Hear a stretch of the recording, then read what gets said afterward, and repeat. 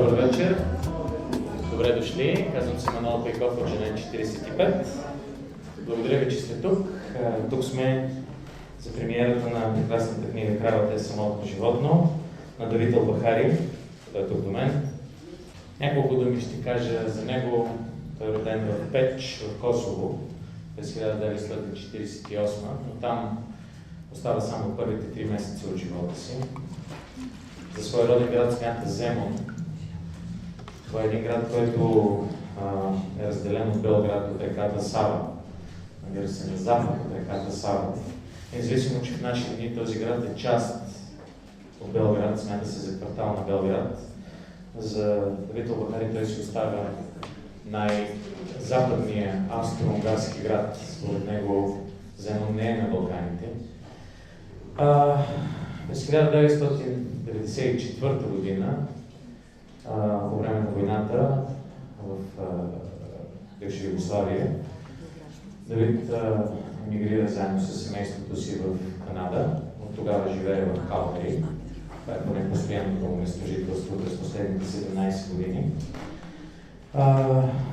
Но продължава да счита себе си за интегрална част от сръбската литература. Връща се често, по няколко пъти в годината, в Сърбия, в дома си в Земун. И никога не започва да пише на английски, продължава да пише на сръбски. Автор е на общо 32 книги, преведени на 18 езика. Творчеството му е почти по-равно поделено между романите и кратките разкази. Има и доста есеистични книги. На български са преведени 3 негови романа. Първия "Стръв" е преведен от библиотека 48, издаден в 1999 година. Той спечели наградата Балканика и беше издаден малко след това. Този роман е лауреат на най-голямата сръбска награда, наградата НИН. Романът му "Пиявиците" на български е издаден от Сиела.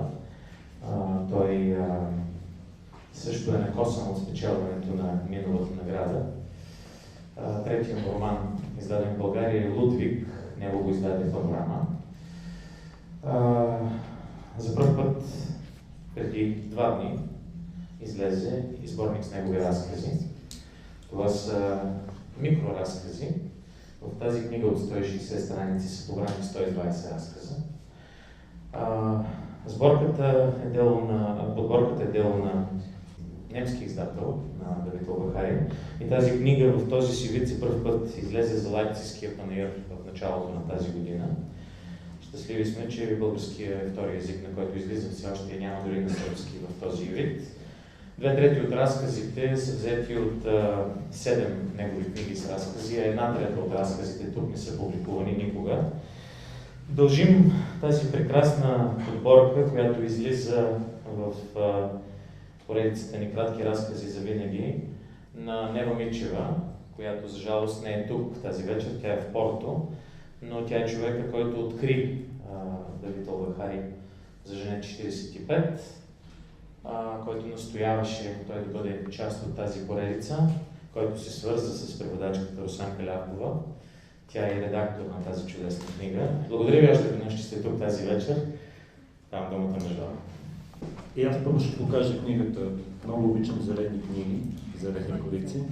Събрали сме се тук да се зарадваме на една книга и да се зарадваме на нейния автор. Във въведението на тази книга Давид Албахари казва: много е рядко автора и читателя да се срещнат. Обикновено присъствието на автора е отсъствие на читателя и обратно. Тоест, когато се приберем и когато четем тази книга, автора го няма. В редки случаи, щастливи случаи като този, ние имаме шанса да сме заедно и така искам да се насладим заедно на това, да усетим спокойствието на гласа на Давид Албахари, защото когато четох тези разкази, аз някакси чувах този глас. Четох ги през неговия глас и този глас е бавен. Мисля си, че късия разказ, микроразказа, който тук ще видим, е всъщност бавен жанр. На пръв поглед това е нещо, което можем бързо да прочетем и да отминем нататък, но тъкмо неговата краткост изисква пространства, в които разказът да се разгъне. И тези пространства са в нашите глави. И когато четете разказите на Давид Албахари, вие ще усетите тази особена такава чудодейна бавност. В последните години в Европа има доста фестивали на краткия разказ, защита на краткия разказ. Струва ми се, че и Давид Албахари е бил на повечето от тях в Загреб, в Вроцлав. Има дори една Arts Council Лондон е направил една програма, която се казва SOS, Save Our Short Stories. Тоест, краткият разказ е нещо, към което читателите и така хората, които се занимават с литература, са усетили, че вероятно е заплашен, изчезване, вероятно е самотно животно, ако перифразираме заглавието на тази книга. Затова появата на поредица за кратки разкази на български е един много красив риск. В тези разкази има несигурност. И това намирам за много важно, за много автентично, за много истинско. Малкият разказ е разказ за нещо малко, за детайл, за всекидневие, за обръщане на главата назад. Има един разказ, в който Давид Албахари разсъждава за правенето на кратки разкази. Ако чуете шум от скърцане, стоите в хотела си и чуете шум от скърцане зад себе си, имате няколко възможни истории, които може да си съчините в главата, от какво е този шум. Но можете и просто бавно да се обърнете назад. И най-добрият разказ, според мен, мисля, че според него е в това обръщане на главата назад. И до тук да спрем. Разказа нататък е в главата на читателя. Тоест, понякога едно обръщане на главата може да изпълни цял един разказ. Тези разкази могат да се...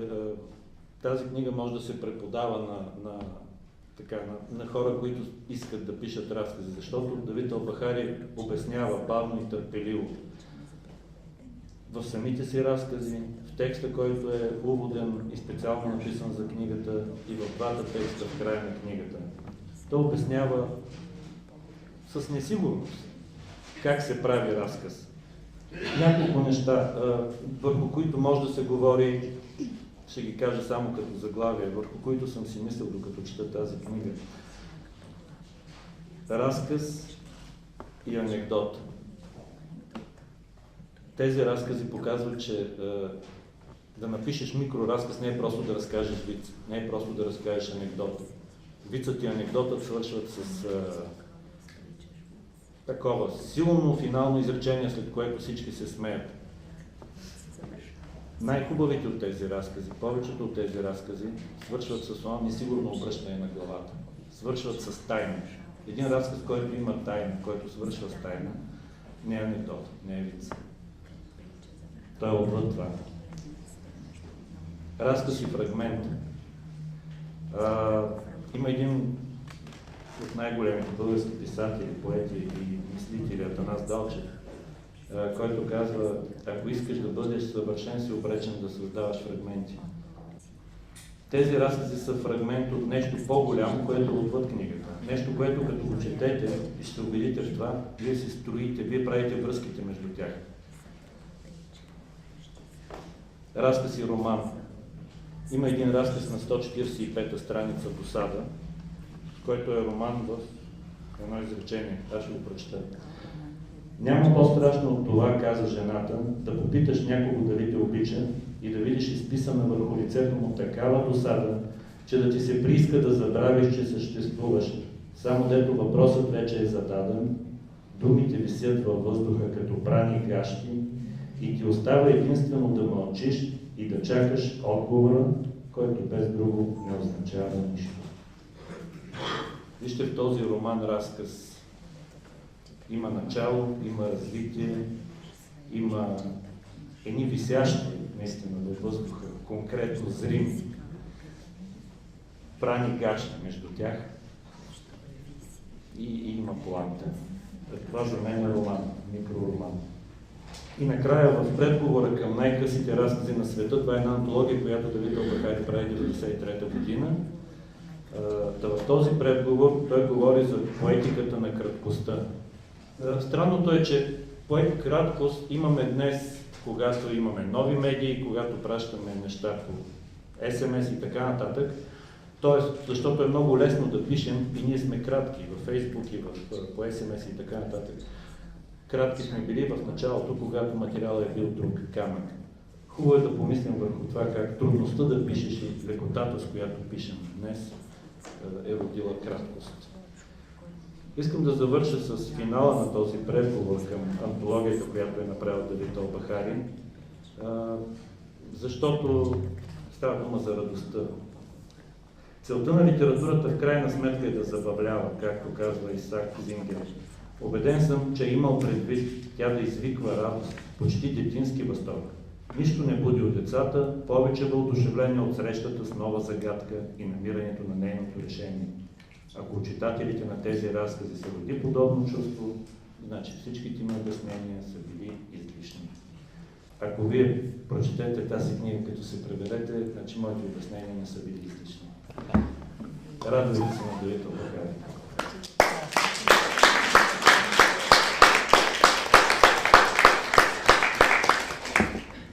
Zapravo čudno se osjećam jer neki kažu da sam kanadski pisac.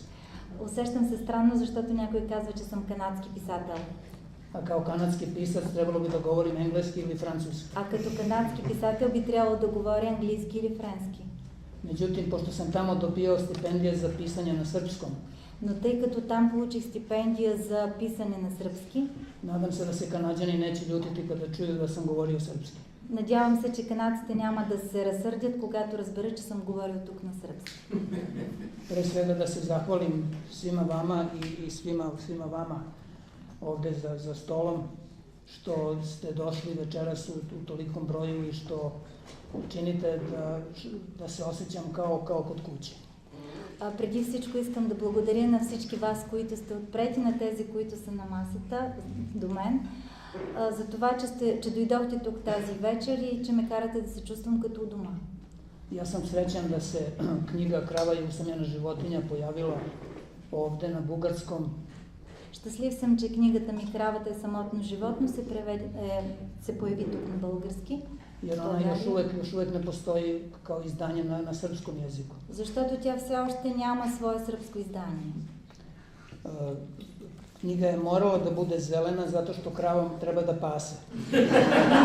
Трябваше да бъде зелена, защото кравата обича и трябва да пасе.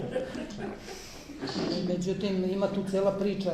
Ja sam ovo vidio tek sada kad sam došao ovde, ali vidim da je tu i pitanje mleka isto. Има цяла история в това и когато дойдох тук, аз го видях тази история. Krava prolazi kroz transformaciju. Кравата преминава през една трансформация. Ja mislim da je to samo bugarska transformacija. И мисля, че трансформацията, която тук е преживяла, е само българска. Jer se pretvara na kraju u mačku. Защото тя накрая се превръща в котка. Ali posle se vraća, ponovo postaje krava. Но след това се връща и отново се превръща в крава. Kažem, posebno sam srećan što se ova knjiga pojavila jer je povećala broj mojih knjiga koje su prevedene u Bugarskoj na 4. Да, особено съм щастлив, че се появи тази книга тук на български, защото това увеличи броя на книгите ми на български на 4. To znači da su čitaoci u Bugarskoj među najbrojnijim čitaocima mojih knjiga u Evropi. А това означава, че българските читатели са сред най-многобройните мои читатели в Европа.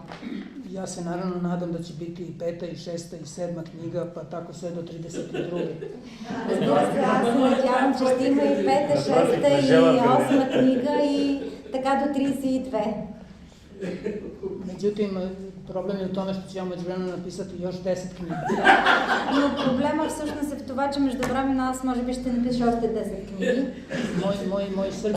Moj srpski izdavač u Beogradu već me moli da prestanem da pišem. Моят сръбски издател в Белград вече ме моли да престана да пиша.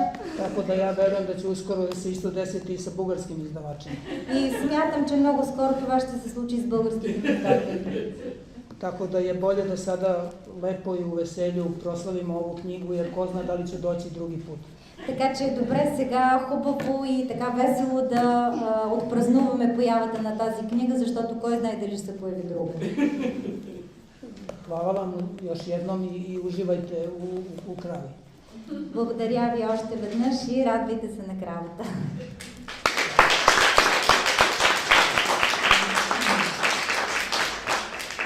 Искам да благодаря на Давид и да дам думата на Жила Георгиева. Мисля, че тия камъни бяха основно в нейната градина, защото тя планува да издаде в близко време още 2 книги на Давид Албахари и мисля, че така ще се превърне в неговия дефинитивен издател в България. Благодаря, уважаеми Давид Албахари, уважаеми колеги. Преди да издадем в издателството на Съюза на преводачите в България, издателство Панорама, книгата Лудик, ние издадохме един сръбски брой на списание. В този сръбски брой Давид Албахари беше представен с един разказ, наречен "Тайното общество". В този разказ главният герой, който е сръбски писател, отива в Германия, поканен там на литературно четене и остава изумен, когато разбира, че в Германия съществува тайно общество, което се занимава с него лично, с неговото творчество. И това тайно общество съществува 50 години преди неговото раждане. Членовете на това общество знаят абсолютно всичко за този писател. Те са се разпределили ролите, знаят всичките му книги, знаят цитати от цялото му творчество, знаят какви негови книги ще излязат в бъдеще, включително знаят и как той ще завърши своя живот. Така, бих искала да кажа, че в България също съществува едно общество Албахари. С тази разлика, че то не е тайно изобщо. То е съвсем явно и ако не е толкова известно, то е само защото ние не разполагаме с всички онези средства, с които разполага германското тайно общество. В това общество членуват участници са преди всичко, разбира се, неговите издатели, 4-те издатели, библиотека 48, Женет 45, Сиела и Панорама. Участват преводачите, разбира се, 4-те преводачки на книгите на Албахари, участват прекрасните художнички Нина Капка, Дамян Дамянов, участва особено прекрасната Нева, чиято идея е тази книга и чиято предполагаме идея, тя е успяла да запали Манол и да го накара на всяка цена да доведе Давид Албахари и да ни предостави тази хубава среща тази вечер. Тук, разбира се, членува Емил Басар, приятел на Албахари Задочен. Тук е Ангелина Славова, актрисата, чието студенти изучават вече "Кравата е самотно животно". Сега наистина става въпрос, че много от сръбските писатели ние познаваме, особено големите, още с техните първи романи. Става въпрос за съвременните сръбски писатели. Случая с Давид Албахари не е така, но аз отново бих казала, че макар той отдавна да е известен на нашата публика, той идва сега точно на време, когато наистина е създал едно впечатляващо творчество и наистина е признат световен писател. Така че ние наистина Наистина нашето общество, българско общество Албахари се заема с неговото творчество в един много точен момент. Благодаря ви на всички.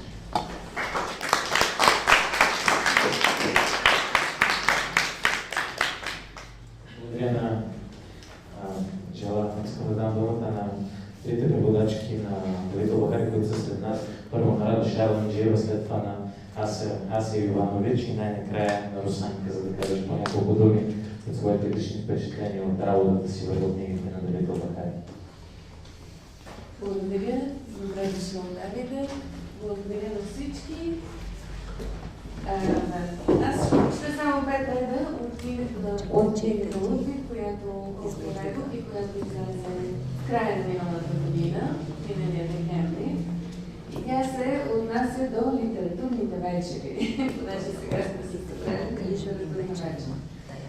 Нашите литературни вечери, казваше Лудвиг, са само поводи досадни критици досадно да излагат досадните си мнения за творбите на писател, който спрян въдула дели с тях подиума, ала не и времето, защото на автора отпускат да говори 5 минути, а на критиците позволяват да приказват поне 10 минути.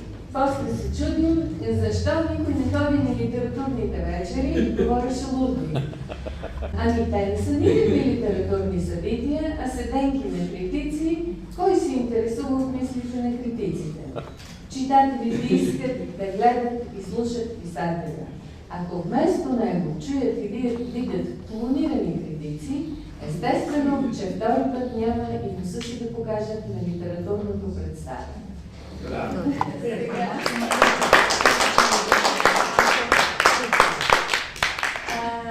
Аз се радвам, че сме всички заедно, както във всички книги на Албахари. Това, което се казва като истина, винаги е в един контекст, в който има съмнение дали е истина. И, т.е. ако продължиме в неговия стил, може да бъде и неистина. Така че ние тук нито сме критици, нито приемаме буквално тази истина за литературните вечери. Аз съм много щастлива, че сме заедно, много съм щастлива, че Давид е сред нас. И това, което мога да кажа за превода си, то е едно мъчение, но сладко и страшно удовлетворяващо. Няма да говоря повече, за да не изпадна в ролята на критик, нищо, че не съм критик, Жоро също не е критик. И освен това, Давид седи в центъра на масата, не е от края, така че благодарим.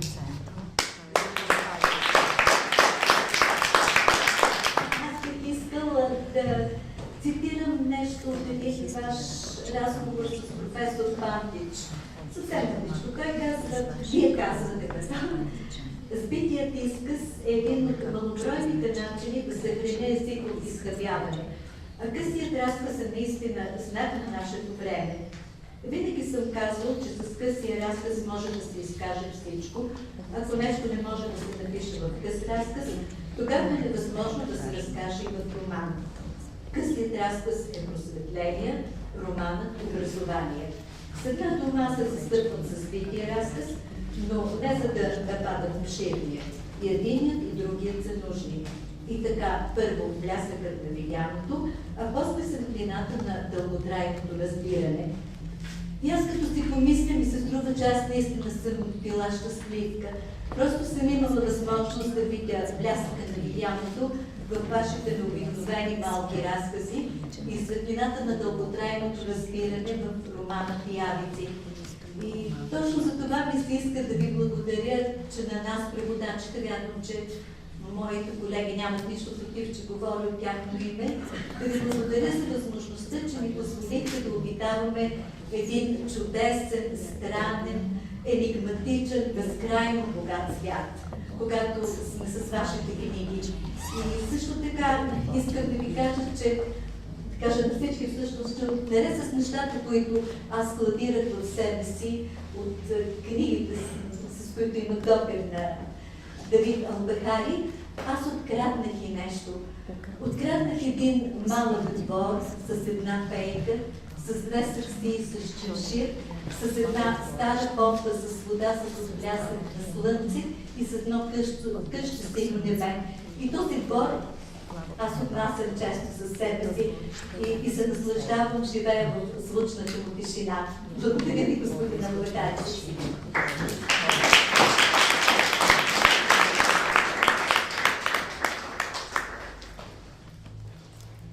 Благодаря на всички, които са тук.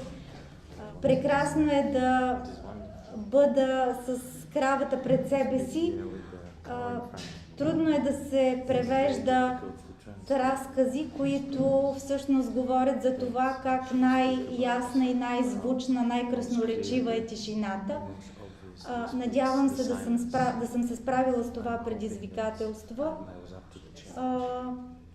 Надявам се и вие в разказите и в моите преводи да чуете точно тишината, защото според мен това са разкази, които започват след като вече сте ги прочели, т.е. след като вече са свършили. За тези разкази е характерно едно мислене и дори говорене на човека, на читателя със самия себе си, което продължава дълго след като разказа, четенето е приключило, след като дори книгата е затворена. Това е, според мен, най-главното качество на тези разкази и аз се надявам да усетите това така, както аз съм го усетила. Благодаря ви още веднъж.